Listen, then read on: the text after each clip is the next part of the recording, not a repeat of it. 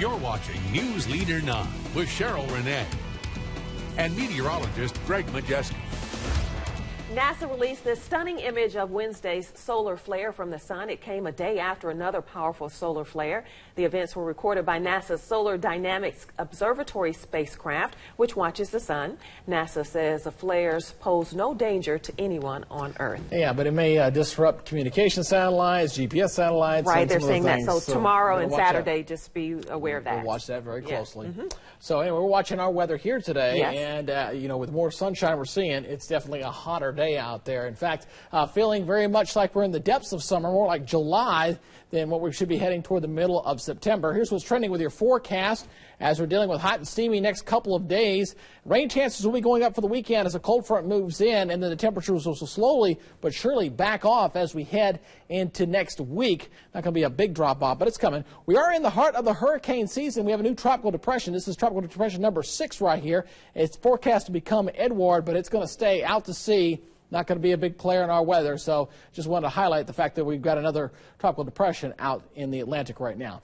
Looking closer to home right now, just looking at a clear radar, and I was looking at the forecast models for this afternoon. Anything we get will be very isolated. Shouldn't be anything too widespread for today, but those rain chances will go up as we head toward the weekend.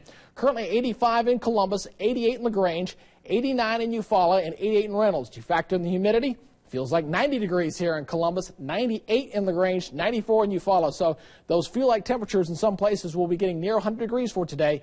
So if you know the drill, if you're going to be outside, just make sure you stay hydrated.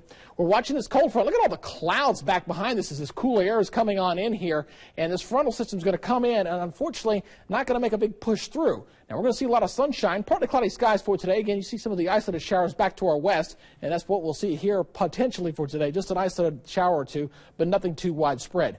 Futurecast showing, again, maybe an isolated shower getting up toward Alexander City, but anything comes in should be pretty weak. And then we're going to watch more rain chances for tomorrow as this frontal system comes on in. It's going to stall across the region, and that'll keep us kind of on the wet side heading into Saturday. So if you're heading out to the Kool in the Gang concert out at the Fort Benning there, you may want to make sure you got the umbrella handy there for just in case that becomes a problem. All right, so here we go with our forecast for today. Looking for a high day of 92 in LaGrange for this afternoon.